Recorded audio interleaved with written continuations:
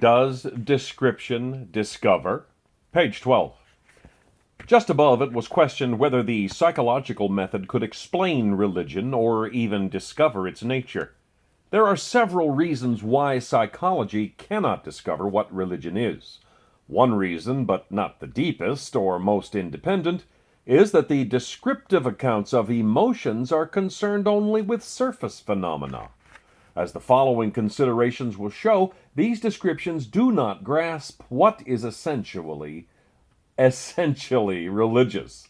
That the same emotions are found in different religions would not disturb, but would rather be welcomed by a writer like Hocking, who insists on the unity of all religion and is not interested in distinguishing one religion from another. That there are different emotions found in the same religion might merely result in increasing the difficulty of finding the one complex emotional state by which religion is to be defined. But what is fatal to this method of procedure is the fact that these emotions are found in experiences that are not usually regarded as religious at all. For example, love is currently emphasized by some religious writers as the religious emotion par excellence.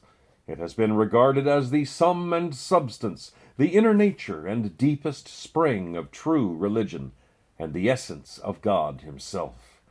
But when left undefined, the emotion of love is hardly restricted to religious situations. So far as the emotion per se is concerned, the psychological description would be the same, no matter what the causes, the object, the circumstances, or the value might be.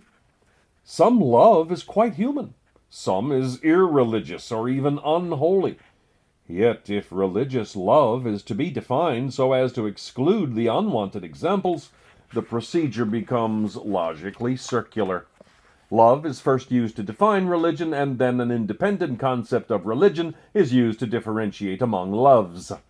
Then again, not only is it impossible to confine a given emotion like love, or a complex of emotions, to religious experience, it is equally impossible to confine religious experience to a given emotion. The emotion of anger is usually thought of as an anti-religious emotion, but Jesus' anger in Mark chapter 3, verse 5, was preeminently religious. Such considerations as these show that no purely psychological description of experiences, no emotion, no particular state of the affective consciousness, nor any combination of them, can be singled out as the uniform and definitive element in religion. There can be a sequence of a calm mind, then depression, with elation following, as Pratt notices in the case of John Bunyan. But the same sequence occurs regularly on election night in the case of politicians also. There is nothing distinctively religious about emotions.